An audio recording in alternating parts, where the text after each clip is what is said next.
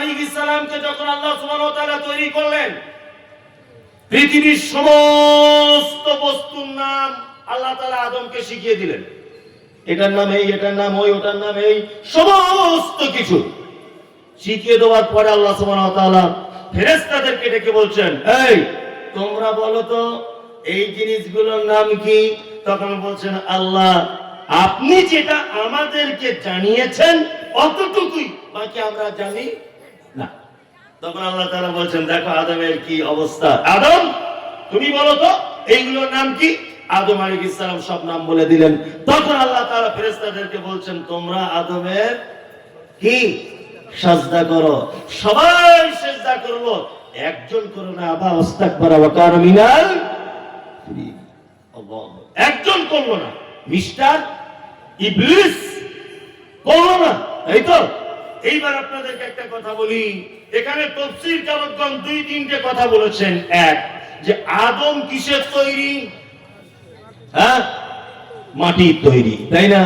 ফেরেশতারা কিসের তৈরি? এইখানে একটা খুব সুন্দর একটা কথা বলে রাখছি, সেটা হচ্ছে এই, আমাদের নবী কিসের তৈরি? এই নিয়ে সমাজে মারামারি হয় না? হয়তো কিসের তৈরি আপনারা বলুন তো? মাটির তৈরি, আলহামদুলিল্লাহ। আর কিছু লোক বলছে কিসের? নূরের তৈরি। আদম আলাইহিস সালাম কিসের তৈরি? মাটি। আর ফেরেশতারা নূরের, তাই তো? তাহলে নূর সেজদা করছে মাটিকে, তাহলে যার পায়ে সেজদা করা হচ্ছে তার মর্যাদা বেশি, না যে সেজদা করছে তার মর্যাদা বেশি? যাকে সেজদা করছে। তাহলে নবী যদি নূরের হবে, নবী যদি নূরের হবে, আর আদম আলাইহিস সালাম কিসের? মাটি, তাহলে তো মহা গোলমাল হয়ে যাবে, হবে না? হবে, মহা গোলমাল। এই কথাটা মাঝখান থেকে একটু বলে দিলাম। আল্লাহ সুবহানাহু ওয়া তাআলা মূলত আদমকে সিজদা করার দু তিনটা উদ্দেশ্য মুফাসসিরিনগণ বলছেন। তার এক, যে ফেরেশতারা আমার হুকুম ঠিকঠাক মান্যতা দিচ্ছে কিনা। দুই, এই মুহূর্তের জন্য ফেরেশতাদের থেকে জ্ঞানীকে আদম আলাইহিস সালাম। তাহলে আল্লাহ সুবহানাহু ওয়া তাআলা পৃথিবীর সূচনা থেকে এই পর্যন্ত জ্ঞানীদের মর্যাদা দিয়েছেন, তাই না? এইবার আপনাদেরকে একটা কথা বলি, আল্লাহ মর্যাদা দিলেন, মুহাম্মদ সাল্লাল্লাহু আলাইহি ওয়াসাল্লাম জ্ঞানীদের কেমন মর্যাদা দিয়েছেন? শিক্ষিত মানুষদের এটা জেনে রাখতে হবে কি হবে না? হবে। আচ্ছা, বাড়িতে আমরা কুকুর বাড়িতে রাখি, কিছু কিছু মানুষ আছে না বাড়িতে কুকুর রাখে, রাখে না? রাখে, অনেক মানুষ রাখে। অথচ এটা সহিহ হাদিস থেকে প্রমাণ যে কোন মানুষ যদি ইচ্ছাকৃত বাড়িতে যদি কুকুর যদি পালে, তাহলে তার আমলনামা থেকে প্রত্যেক দিন 2 কেরাত সমপরিমাণ নেকি মাইনাস করে দেওয়া হবে। বাড়িতে ঢং করে কুকুর রাখা যাবে কি না? এইবার আপনাদেরকে একটা কথা বলি, কেউ যদি তার ধানের মানে কি বলে ওটা, গাদা, ধান জড়ো করে রাখে, ওটা কি বলে? ধানের গাদা, আপনার ছাগলের পাল, পোল্ট্রির ফার্ম, এইরকম আপনার প্রয়োজনীয় জিনিসপত্র যদি আগলে রাখার জন্য, চৌকি দেওয়ার জন্য কেউ যদি কুকুর লালন পালন করে, তাহলে ইসলাম তাকে পালন করার পারমিশন দিয়েছে। কোন কুকুরের পারমিশন আছে? যে কুকুর ঘরের মুরগি বুঝে, পরের মুরগি বুঝে। নিজের লোক দেখলে ডাকে না, পরের লোক দেখলে হু হু করে এরকম এরকম করে, মানে খেয়ে নিতে যাবে, এরকম একটা ব্যাপার, তাই না? এক কথায়, যে ঘরের লোক বুঝে পরের লোক বুঝে, ঘরের মুরগি বুঝে পরের মুরগি বুঝে, এইরকম প্রশিক্ষণ প্রাপ্ত কুকুর ইসলাম আপনাকে কাজের জন্য ব্যবহার করার পারমিশন দিয়েছে। তার মানে মুহাম্মদ সাল্লাল্লাহু আলাইহি ওয়াসাল্লাম শুধু শিক্ষিত মানুষের মর্যাদা দিয়েছেন তা নয়, শিক্ষিত এবং জানকারী কুকুরের পর্যন্ত মর্যাদা দিয়েছেন। কি বলছি বুঝতে পারছেন? হ্যাঁ, কুকুরের পর্যন্ত মর্যাদা আছে যদি সে ঘরের মুরগি আর পরের মুরগি এটা বোঝার তার জ্ঞান থাকে।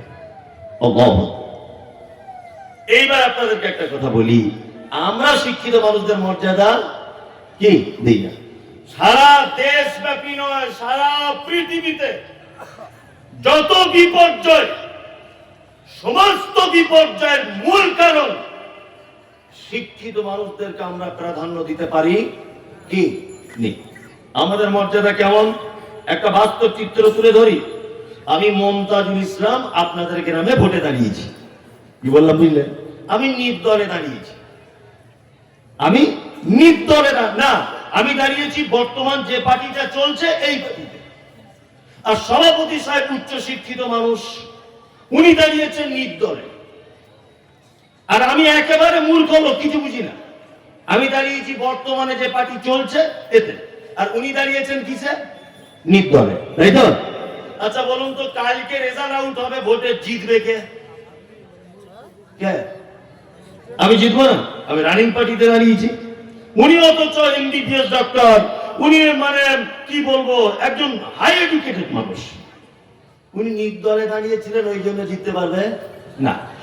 আমাকে জিতিয়ে দিল, আমি দিল্লির পার্লামেন্টে চলে গেলাম কোনো কারণে। পার্লামেন্টে চলে যাওয়ার পরে পার্লামেন্টে বিল পাস হচ্ছে কি না, থানার পাড়ার যে কটা মসজিদ আছে সব ভেঙে দিতে হবে, সব এমএলএ আর এমপিরা সই করো। আমি যে ইংরেজি পড়তে জানি না, মূর্খ, না আমি সই করে দিয়েছি তলায়।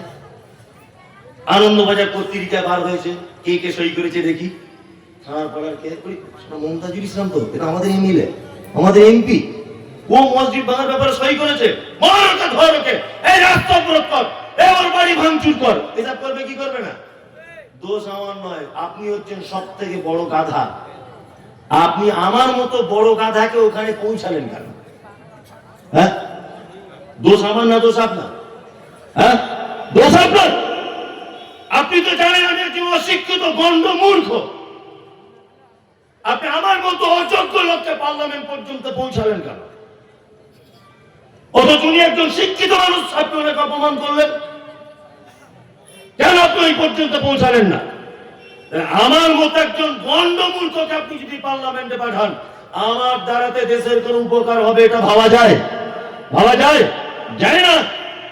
সারা দেশের কথা যদি আপনি মানে পর্যবেক্ষণ করেন, তাহলে দেখতে পাওয়া যাবে একটা উচ্চ শিক্ষিত মানুষদের হাতে কোনো দায়িত্ব নেই।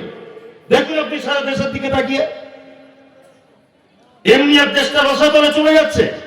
উচ্চ শিক্ষিত মানুষদেরকে সব জায়গা থেকে সেটা একদম পরিষ্কার করে দেওয়া হচ্ছে, বলছে তোমরা বাড়িতে বসে থাকো, মারামারি করতে পারবে না, তোমরা বলতে এসো না। এই তো অবস্থা, অবস্থা না? আমরা শিক্ষিত মানুষদের মর্যাদা দিতে পারি নি, শিক্ষিত মানুষদের মর্যাদা দিয়ে শিখুন। এবার আপনাকে আর একটা কথা বলি, এখন সবই তো হলো, শিক্ষার প্রকার ভেদ বুঝলাম, শিক্ষিত কাকে বলে বুঝলাম, বিদ্যান কাকে বলে জানলাম, তাই না? এবার চললে একবার দেখে আসি আল্লাহর নিকটে শিক্ষিত কে। এটা জানা লাগবে কি লাগবে না? লাগবে। এবার আল্লাহ তাআলা বলছেন, কুল, নবী আপনি বলুন, হাল ইয়াস্তাবিল্লাযীনা ইয়া'লামুনা ওয়াল্লাযীনা লা ইয়া'লামুন। নবী আপনি বলুন, যারা জানে আর যারা জানে না এরা কি সমান? সমান? সমান নয়। এক কথাতে অত্র আয়াত থেকে বোঝাতে চাওয়া হচ্ছে যে যাদের ভিতরে দ্বীনের জ্ঞান আছে আর যাদের ভিতরে দ্বীনের জ্ঞান নেই, এরা কি সমান? না। আল্লাহ সুবহানাহু ওয়া তাআলা অন্যত্রে বলছেন, কুল, নবী আপনি বলুন, হাল ইয়াস্তাবিল আ'মা ওয়াল বসীর ওয়াল যুলুমাতি ওয়ান নূর। একজন চক্ষু বিশিষ্ট লোক আর একজন চক্ষুহীন লোক, আচ্ছা এরা দুজন কি সমান? একজন অন্ধ, চোখে দেখতে পায় না, আর একজন চোখে দেখতে পায়, এরা দুজন কি সমান? কখনো সমান হতে পারে না। আল্লাহ সুবহানাহু ওয়া তাআলা তিনি এই কথা বলছেন, কুল, নবী আপনি বলুন, হাল ইয়াস্তাবিল আ'মা ওয়াল বসীর ওয়াল যুলুমাতি ওয়ান নূর। যারা দেখতে পায় আর যারা দেখতে পায় না, চক্ষু বিশিষ্ট আর চক্ষুহীন, এরা দুজন কখনো সমান হতে পারে না। এখানে চক্ষুহীন আর দৃষ্টিহীন আর দৃষ্টি সহ কাদেরকে বোঝানো চাওয়া হচ্ছে? সেটা হচ্ছে এই যাদের ভিতরে দ্বীনের জ্ঞান নেই, যাদের ভিতরে কোরআনের জ্ঞান নেই, রবের পরিচয়ের জ্ঞান যাদের ভিতরে নেই, তারা কি কি অন্ধ। অন্ধ না? সারা পশ্চিম বাংলায় অনেক মাদ্রাসা আছে, আছে না? আছে। আচ্ছা, মাদ্রাসাগুলো থেকে কি করা হয়? দ্বীনের আলো সমাজে ছড়িয়ে দেওয়া হয়, এটাই তো মাদ্রাসার কাজ। হ্যাঁ হ্যাঁ, কিন্তু আমাদের এই জায়গাগুলো কোরআনের আয়াতটা যদি একবার ফিট করেন তাহলে খুব বড় আফসোস লাগে। আপনি বহরমপুরে যান, আপনি এদিকে কলকাতায় যান, বড় বড় যে মিশনগুলি রয়েছে, এই মিশনগুলির দিকে আপনি যদি দেখতে যান, এত বড়, এত উন্নত, আজকে 2 তলা, কাল 3 তলা, তারপরের দিন 5 তলা, আজকে অ্যাডমিশন ফি 10,000, তারপরে বছরে 20,000। কেন? আসলে মিশনগুলো যারা পরিচালনা করেন এরা উচ্চ শিক্ষিত মানুষ এবং ওই লাইনে, তার মানে যে লাইনের মানুষ তাকে সেই লাইনে কি করতে হবে? কাজে লাগাতে হবে, তাই তো? আপনি সারা বাংলার মাদ্রাসাগুলোর দিকে দেখুন, আমাদের মাদ্রাসাগুলো পরিচালনা করছেন সাধারণ মানুষরা, আলেমদেরকে মাদ্রাসায় কোনো পাত্তা দেওয়া হয় না। আপনি একটা মাদ্রাসা সারা বাংলাতে আপনি দেখান যে মাদ্রাসাগুলির সভাপতি বা যে মাদ্রাসার কেশিয়ার, যে মাদ্রাসার সেক্রেটারি একজন যোগ্য আলেম, একজন শাইখুল হাদিস, উচ্চ জ্ঞান সম্পন্ন মানুষ আপনি দেখতে পাবেন না। হ্যাঁ, উচ্চ জ্ঞানী মানুষ আছেন, শিক্ষিত মানুষ আছেন, তবে তিনি ওই লাইনের লোক নয়। কি বলছি বুঝতে পারছেন না? আল্লাহর ভাষা যারা কোরআন জানে না তারা কি হ্যাঁ অন্ধ? আমি মুমতাজুল ইসলাম চোখে দেখতে পাই না, আমার হাতে একটা 5 ব্যাটারি লাইট দেওয়া হলো, দিয়ে যদি বলা হয় যে এই লোকটাকে একটু মেন রাস্তা পর্যন্ত তুলে দিয়ে এসো তো ভাই, আচ্ছা বলুন তো, আমি অন্ধ, আমার হাতে লাইট দিলে কোনো কাজ হবে? হ্যাঁ, কাজ হবে? হবে না। কোশ্চেন কেন কাজ হতে পারে না? মাদ্রাসা থেকে দিনের আলো জ্বলবে, কোনায় কোনায় দিনের আলো প্রচার হবে। যেখানে দিনের আলো যেখান থেকে বার হবে, সেইটা যদি আলোওয়ালা লোককে, চোখওয়ালা লোককে যদি না দেওয়া হয়, সেখান থেকে আর আলো আশা করা যায় না, তথ্যই যায়। খুব সাবধানে থাকবেন। বিনীত অনুরোধ, সারা বাংলায় যত প্রতিষ্ঠান রয়েছে এই প্রতিষ্ঠানগুলিকে আবার পুনরায় ঢেলে সাজাতে হবে, আলেম ওলামাদের ডিপার্টমেন্টে দিতে হবে, আপনারা সহকারী হিসাবে পাশে থাকবেন। এইটাই পদ্ধতি যদি করেন তাহলে আল্লাহ সুবহানাহু ওয়া তাআলা কথা অনুযায়ী অবশ্যই এই জ্ঞান চারিদিকে আলো ছড়িয়ে দিবে, কোনো সমস্যা নেই। তার মানে মূলত বিষয় হচ্ছে যাদের ভিতরে দ্বীনের জ্ঞান নেই, কোরআনের জ্ঞান নেই, আল্লাহর নিকটে তারা শিক্ষিত হিসাবে কি নাই, সব জানে, সব জানে, শুধু একটাই ত্রুটি, ছেলে আমার কোরআন মাজিদ জানে না, তাই না? সব ডিগ্রি ভালো, সব সার্টিফিকেট আছে, ছেলে শুধু কোরআন মাজিদ কি জানে না। আল্লাহু আকবার। কোরআন মাজিদ জানবে বা কেন? আসলে আমাদের কিছু ভুল ত্রুটি রয়েছে। সেটা কি, 10 বছর মাদ্রাসায় পড়ার পরে একটা ছেলে যখন মসজিদে ইমাম হিসাবে নিযুক্ত হচ্ছেন, তখন তার সমাজ বেতন দিচ্ছে 7,000, 8,000, তাই তো? ভালো করে বুঝবেন, কোথাও 6,000 আর মমতা ব্যানার্জি দিচ্ছে মনে হয় 3,000 ওয়াকাবের টাকা থেকে ওই 10,000, তাই তো? স্বাভাবিক। আমি সব সময় চাইবো আমার ছেলে দুধে ভাতে খাক, চাইবো না? সব সময় চাইবো কি চাইবো না? আমার ছেলে R15 গাড়ি চেপে ঘুরুক, আমার ছেলে BMW কিনুক, এটা আমি চাইবো কি চাইবো না?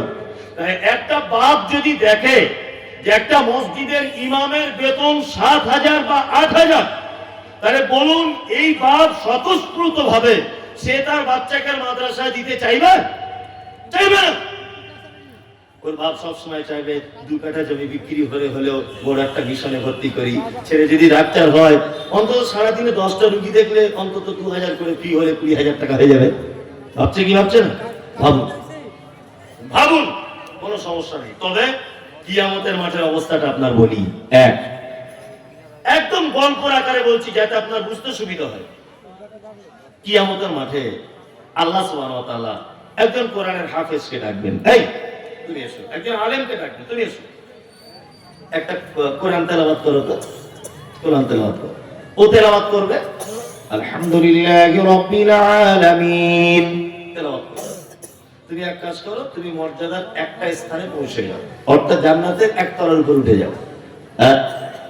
তার আয়াত যেখানে শেষ হবে সেখানে তার কি থাকার জায়গা হবে। আচ্ছা, সারা পৃথিবীর এই মুহূর্তে সব থেকে বড় উচ্চ বিল্ডিং এর নাম কি? বুর্জ খলিফা, তাই না? কত? 200-300 তলা, 500 তলা হবে? 2,000 তলা হবে? হবে না? 5,000 হবে না, তাই না? ওই বিল্ডিং আমার আপনার মতো চাষিবাসী মানুষ ওঠার চান্স পাবে না। তো ধারে পাশে গেলেই তো আপনাকে মেরে ঠাং ভেঙে দেবে। আমার আপনার মতো লোক ওখানে যাবে কারা? কোটিপতি মানুষ, শিল্পপতি মানুষ, তারা যাবে বিভিন্ন কাজে, বিভিন্ন দরকারে। আমার আপনার মতো চাষিবাজি মানুষের কোনো কি আত্মা নেই, আছে? এইবার আপনাদেরকে বলি, আল্লাহু আকবার, এই বাস্তব চিত্রগুলো কে বলবে? স্কুল মাস্টার 1.5 লাখ টাকা ছিল বেতন পেত, ডাক্তার ছেলে 65,000 টাকা বেতন পেত, আর মানে বাড়ি ঘর দো সাংঘাতিক ব্যাপার, মানে এসি, ফ্রিজ, টিভি, গিজার সমস্ত কিছু ভর্তি, মারা গেল। আর রিক্সা চালায় সাইফুদ্দিন ভাই, ওর ছেলেটাও মারা গেল। এখন ঘটনা হচ্ছে, সাইফুদ্দিন তার ছেলেকে হাফেজ করেছিল, আর এই ডাক্তার করেছিল, অনেক টাকা পায় বলে। কিয়ামতের দিন আল্লাহ তাআলা সাইফুদ্দিনকে বলবে, এই সাইফুদ্দিন, কোরআন তেলাওয়াত করো। ও একবার করে তেলাওয়াত করবে করবে করবে একেবারে উচ্চতে। কত? 6000 পবিত্র আল কোরআনের আয়াতের পরিসংখ্যানে অনেক রকমের মত রয়েছে। কেউ বলছে 6666টা, আর কেউ বলছেন 6236টা। তা আমি 6236টা এই কারণে বলছি যে আমাদের অনেক সহিহ আকীদার বড় বড় আলেমরা ওনারা বইয়ের ভিতরে লিখেছেন, এই জন্য আমি 6236টাকে নিলাম। 6636টা ভুল, এটা আমি বলবো না, তবে আমি 6236টাকে নিলাম। কি বললাম বুঝলেন? 6236টা যদি পবিত্র আল কোরআনের আয়াত যদি হয়, তাহলে একটা হাফেজ, একজন আলেম কোথায় থাকবে? 6236 তলার উপরে। এইবার স্কুল মাস্টারকে ডাকা হবে, তুমি বলো। আমি তো কিছু জানি না। A for apple, B for ball, C for cat, D for dog. বাম দিকে দাঁড়াও, বাম দিকে দাঁড়াও তুমি। আমি কিন্তু কোন শিক্ষাকে ছোট করিনি। আমি আগে বলে দিয়ে এসেছি, আপনার ছেলে অবশ্যই ডাক্তার হবে, আপনার ছেলে মাস্টার হবে, আপনার ছেলে প্রফেসর হবে, আপনার ছেলে ইঞ্জিনিয়ার হবে, সব কিছু হবে। সাথে সাথে আপনার ছেলে যেন দিনের জ্ঞান জিরো ব্যালেন্সে না হয়। আপনার বেটার ইসলামের বেসিক জ্ঞানগুলো যেন থাকে। তারপরে আপনার ছেলে মাস্টার হোক, আপনার ছেলে বৈজ্ঞানিক হোক, আমাদের কোনো আপত্তি নেই। কি বলছি বুঝতে পারছেন? কোনো আপত্তি নেই। এইবারে আপনাদেরকে আমি একটা চরম কথা বলবো, বলে বক্তব্য শেষের দিকে, মানুষ চলে যাচ্ছে, রাত হয়ে গেছে তো। মানে এখন যত দামি কথাই বলুন আর যত ভালো বক্তায় আনুন, আর লোক থাকতে চাইবে না। অথচ রাত যে মারাত্মক কিছু হয়েছে তা হয়নি, রাত যে মারাত্মক কিছু হয়েছে তা হয়নি। চলুন, একজন শিক্ষিত মানুষের মর্যাদা কতটা, এই ব্যাপারে বলতে গিয়ে আপনাকে আমি একটা চরম সুন্দর একটা ঘটনা দিয়ে আপনাদেরকে একটা উপদেশ দিতে চাইছি। এক, পবিত্র আল কোরআনে আল্লাহ সুবহানাহু ওয়া তাআলা, পবিত্র আল কোরআনে আল্লাহ সুবহানাহু ওয়া তাআলা একজন ব্যক্তির নামে একটি সূরা অবতীর্ণ করেছেন। সূরাটির নাম কি? একজন মানুষের নামে। কি নাম? সূরা লোকমান। সূরা লোকমান কে ছিলেন? লোকমান নামক লোকটি কে? আপনারা জানেন যে দক্ষিণ আফ্রিকাকে বলা হয় দুর্ভিক্ষের মহাদেশ, তাই তো? এই দক্ষিণ আফ্রিকার একটি শহরের নাম হচ্ছে হাবাসা, যেটা আমরা হযরতে বেলালের সম্পর্কে বলি হাবশি দেশের মানুষ। আসলে জায়গাটার নাম হাবশি নয়, হাবাসা। বর্তমানে যার নাম হচ্ছে ইথিওপিয়া। কি বললাম বুঝলেন? এই ইথিওপিয়া নামক জায়গাতে জন্মগ্রহণ করেছিলেন কে? হযরতে লোকমান। আল্লাহু আকবার। হযরতে লোকমান জন্মগ্রহণ করেছিলেন কোথায়? ইথিওপিয়া। পেশায় তিনি কি ছিলেন? না, পেশায় তিনি বকরি চড়াতেন ছোটতে। তারপরে তিনি কি করতেন? না, তারপরে তিনি কাঠের ফার্নিচারের ভালো মিস্ত্রি ছিলেন। যদি বলছেন এগুলো আপনি কোথা থেকে বলছেন, তাফসীর ইবনে কাসির খুলে দেখুন, একদম এই কথাগুলি আপনি পেয়ে যাবেন। উনি এত জ্ঞানী মানুষ ছিলেন, এত জ্ঞানী মানুষ ছিলেন লোকমান। একদিন উনি বকরি চড়িয়ে বাড়ি এসেছেন। মালিক জিজ্ঞাসা করছেন, লোকমান, আচ্ছা তোমার সম্পর্কে তো সবসময়ই শুনি যে তুমি নাকি খুব জ্ঞান চর্চা করো এবং তুমি খুব জ্ঞানী। ছাগল চড়ানোর মাঝে মাঝে তুমি মানুষদেরকে একত্রিত করে তুমি কখনো কখনো মানুষকে জ্ঞান দাও, উপদেশমূলক কথা বলো, তোমার জ্ঞানের গভীরতার আজকে পরীক্ষা রয়েছে। লোকমান বলো তো, আজকে রান্না কি হয়েছে? বলছে আজকে বাড়িতে বকরি রান্না হয়েছে। মালিক তখন বলছে, লোকমান, বকরির শরীরের দুটি উৎকৃষ্ট অঙ্গ আমাকে এনে দাও, আমি আজকে খাবো। লোকমান হাকিম কি করলেন? প্লেটে করে জিহ্বা আর হৃৎপিণ্ড এই দুটোকে প্লেটে করে পেশ করলেন। ঠিক আছে, কিছুদিন পর আবার মালিক বলছে, লোকমান, আজকে বাড়িতে কি রান্না হয়েছে? বলছে আজকে বকরি। বলছে আজকে বকরির সব থেকে নিকৃষ্ট দুটি অঙ্গ আমাকে দাও। আবার পেশ করলেন কি? জিহ্বা আর হৃৎপিণ্ড। মালিক একেবারে উচ্চ কণ্ঠে লোকমানের দিকে তাকিয়ে বলছে, লোকমান, তুমি আগের দিনে বললে সব থেকে উৎকৃষ্ট এই দুটো, আবার আজকে বলছো সব থেকে নিকৃষ্ট এই দুটো, এটা কেমন করে হয়? লোকমান তখন বলছেন, মালিক, কোন মানুষের যদি এই দুটো জায়গা ভালো হয়ে যায় তবে সে অরিজিনাল ভালো লোক। কোন মানুষের যদি এই দুটো জায়গা খারাপ হয়ে যায় তাহলে সে লোক খারাপ লোক। খারাপ লোক না। সারা পৃথিবীতে যত বিপর্যয়, যত মারামারি, যত সাম্প্রদায়িকতা, যত যা কিছু, সমস্ত কিছুর মূল্য হচ্ছে এই দুটো জায়গা। এই দুটো জায়গা না? আপনাদেরকে একটা জিনিস বোঝাই। আমি রাস্তা দিয়ে আসছি, পিছন দিয়ে একজন আমাকে বলছে, একটু দাঁড়ান তো। আমি দাঁড়িয়ে গেলাম। এবার একটা গাল দিয়ে বলছি, আপনারা গালটা কিছু মাইন্ড করবেন না, বোঝানোর জন্য। একটু দাঁড়ান তো। দাঁড়িয়ে গেলাম। পিছন দিক দিয়ে আরেকজন এসে বলছি, শালার বেটা শালা, একটু দাঁড়াতো। আচ্ছা বলুন তো, যদি আমার শালার বেটা শালা বলে তাহলে আমি রেগে যাবো না আনন্দ করে বলবো আসসালামু আলাইকুম? কোনটা? রেগে যাবো। রেগে গিয়ে ঘুরে ঠাস করে একটা মারবো কি মারবো না? মারবো। আগের লোকটা কি বলেছে?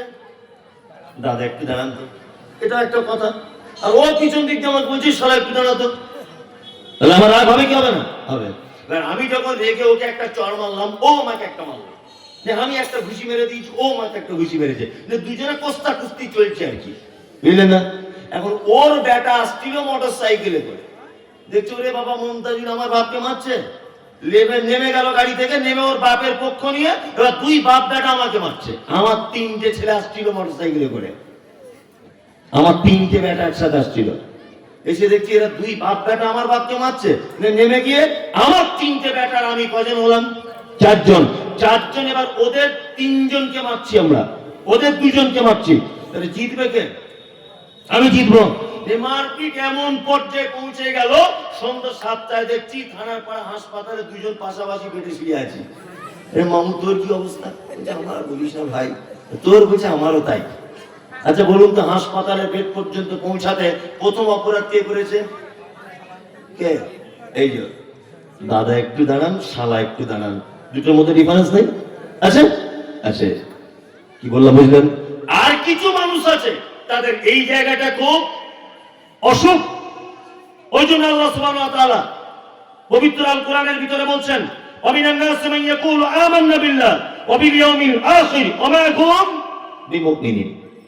কিছু মানুষ রয়েছে তারা আপনার কাছে এসে বলবে, আমরা আখিরাতের প্রতি ঈমান রাখি, আল্লাহকে বিশ্বাস করি, কিয়ামতকে বিশ্বাস করি, সবকিছু করি, তারপর আল্লাহ তাআলা তাদের ব্যাপারে বলছেন ওয়া মা হুম বিমুমিনিন, একদম তারা মুমিন নয়, তারা সব কি? মুনাফিক। আর মুনাফিক লোকের সবথেকে বড় একটা চিহ্ন, হাদিসের পরিভাষায় বাহ্যিক দৃষ্টিতে তার চারটে গুণ আছে। কটা? চারটে, তাই তো?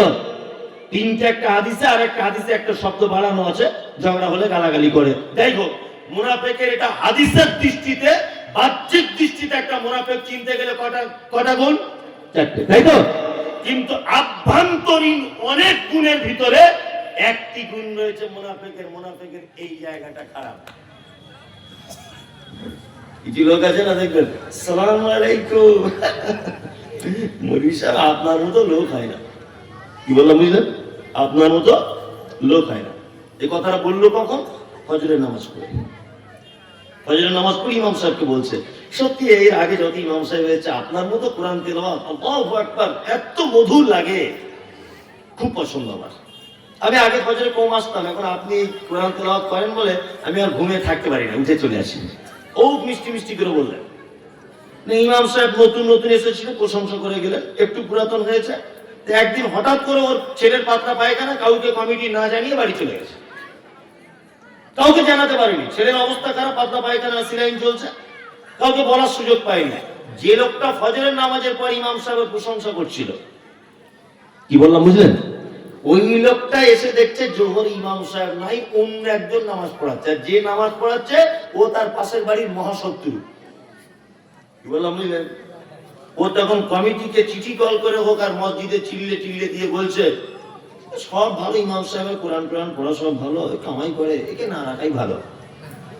ভালো করে বুঝবেন, মসজিদে সবার পক্ষে বিপক্ষে 2-4টা লোক থাকে, ওর পক্ষে মানে ইমাম তাড়াতে হবে এই দলে 4-5 জন ওনার দলে হয়ে গেছে, তাই তো? ইমাম সাহেব যখন এসছে তখন লাল রুমালটা এরকম করে দিয়ে বলছে খুব অবস্থা খারাপ। কেন? আপনার বিপক্ষে কিছু লোক দাঁড়িয়ে গেছে, আপনার মনে হয় চাকরি আর থাকবে না। অথচ ও হচ্ছে পাক্কা মুনাফিক, ও প্রথমে উৎপত্তি করেছে ঝামেলা। কি বলছি বুঝতে পারছেন না? এরকম লোক আপনাদের এদিকে নেই অবশ্য, আছে না? আছে, কিন্তু ওটা আপনাদের মুখ থেকে শুনতে চাইছি, আমি বলবো না, বুঝলেন? সব জায়গাতে একই অবস্থা, একই অবস্থা। এই জায়গাটা খারাপ, যে তার সঙ্গে মিশবেন না। সামনে সালাম আলাইকুম আর পিছনে আপনার বিপদের জন্য সে কি বিপদের জন্য কামনা করে, তার সঙ্গে মেশার দরকার নেই, একদমই না। তা লোকমান হাকিম ছিলেন খুব বিচক্ষণ মানুষ, সব জ্ঞানী মানুষ। আল্লাহ সুবহানাহু ওয়া তাআলা তার জ্ঞানটাকে এত বেশি পছন্দ করলেন যে তার নামে একটা পবিত্র কোরআনে টোটাল সূরাই নামকরণ করে দিলেন। সুবহানাল্লাহ, সুবহানাল্লাহ। লোকমান হাকিমের দেখতে কেমন ছিল? তাফসীর ইবনে কাসিরের ভিতরে বলা হচ্ছে যে দেখতে ছিল ঠোঁটগুলো মাটির দিকে ঝোলা, আর আফ্রিকানদের মাথার চুল তো কেমন জানেন, পাখির ভাষার মতো কালো কুচকুচ কুচকুচ কুচকুচ ছিল। তার মানে এর থেকে বোঝা যায় মানুষের সম্মান বংশের কারণে বাড়ে না, মানুষের সম্মান তার রূপের কারণে বাড়ে না, মানুষের সম্মান তার অর্থের কারণে বাড়ে না, মানুষের সম্মান তার আভিজাত্যের কারণে বাড়ে না, মানুষের সম্মান বাড়ে তার শিক্ষাতে। তার দৃষ্টান্ত পৃথিবীর অতুলনীয় ব্যক্তি যার নাম আল্লাহ সুবহানাহু ওয়া তাআলা পবিত্র আল কোরআনে বর্ণনা করেছেন। তিনি কে? লোকমান। দেখতে কালো কুচকুচে, ঠোঁট মোটা, ভুরু মোটা, চোখের মাথার চুল পাখির ভাষার মতো, কিন্তু আল্লাহ সুবহানাহু ওয়া তাআলা এত মর্যাদা দিয়েছে তার জ্ঞানকে যে তার নামে একটা সূরা পর্যন্ত অবতীর্ণ করে দিয়েছেন। কি বললাম বুঝলেন? তার মানে জ্ঞানী মানুষ কানা হলেও তার মর্যাদা কি? জ্ঞানী মানুষ ছেঁড়া জামা পরে থাকলেও তার মর্যাদা কি? আছেই। কিন্তু আমরা কি করি? ছেঁড়া জামা পরে জ্ঞানী মানুষকে 10 পয়সা দাম দিই না, সেইরকম কোট আর বুট পরে আর ফক্স সেন্ট মেরে এসেছে, বলছে প্রধান অতিথির আগমন, শুভেচ্ছা, স্বাগত। মানে বম মারলেও আলিফ বা বার করতে পারবে না। সমাজে চলছে না এগুলো? হ্যাঁ, প্রধান অতিথিকে না অমুক শিল্পপতি, লেখাপড়া জানে না, টাকা আনছে না, হচ্ছে কি হচ্ছে না? অথচ শিক্ষিত মানুষরা বসার জায়গা পায় না স্টেজে, ওইদিকে বসে আছে লুঙ্গি পরে, কি করবে? কিছু করার নাই। হচ্ছে কি হচ্ছে না? সমাজে, সমাজ ব্যবস্থা আমাদের এই। শিক্ষিত মানুষদের মর্যাদা স্বয়ং আল্লাহ দিয়েছেন, আপনি দিলেন কি আর না দিলেন কি? আপনার মর্যাদায় গোলাম হোসেন 10 পয়সাও দাম নাই, আল্লাহ দিয়েছেন মর্যাদা। এই যে লোকমান হাকিম যে জ্ঞানী, তার কোন জ্ঞানটাকে আল্লাহ সুবহানাহু ওয়া তাআলা পবিত্র কোরআনে লিপিবদ্ধ করেছেন, এটা আমাদের জানা লাগবে। লাগবে কি লাগবে না? লাগবে। এবং তিনি ওনার বেটাকে যে শিক্ষা দিয়েছিলেন, এই শ্রোতা যত আছেন আপনাদের কাছে বিনীত অনুরোধ, আজকের বাড়ি গিয়ে আপনি আপনার পরিবারকে, আপনি আপনার বেটাকে সেই জ্ঞান বিলিবন্টন করবেন ইনশাআল্লাহ। ইনশাআল্লাহ বলুন, ইনশাআল্লাহ। লোকমান হাকিম তার বেটাকে যে জ্ঞানের কথা বলেছিলেন, আর আল্লাহ যে জ্ঞানকে ভালোবেসে কোরআনে লিপিবদ্ধ করেছেন, ওই শিক্ষাগুলো আমি আপনাদের কাছে দিয়ে যাচ্ছি, আপনার বেটাকে পৌঁছে দেওয়ার জন্য বিনীত অনুরোধ করছি। এক, আল্লাহ তাআলা বলছেন, ওয়াইদা ক্বালা লুকমানু লিইবনিহি ওয়া হুয়া ইয়াইদুহু ইয়া বুনাইয়া লা তুশরিক বিল্লাহ ইন্নাশ শিরকা লাযুলমুন আযীম। বুনাইয়া, লোকমান হাকিম তার বেটাকে ডেকে বলছেন, বেটা, পৃথিবীতে যা করো করো, পৃথিবীতে যত পাপ আছে জানো, পৃথিবীতে যত অপরাধ আছে জানো, সব থেকে বড় অপরাধ, সব থেকে খাতারনাক ভয়াবহ অপরাধ, তার নাম শিরক। কখনো ভুল করে শিরিক করে দিও না, নিশ্চয়ই শিরিক বড় অত্যাচার, বড় জুলুম।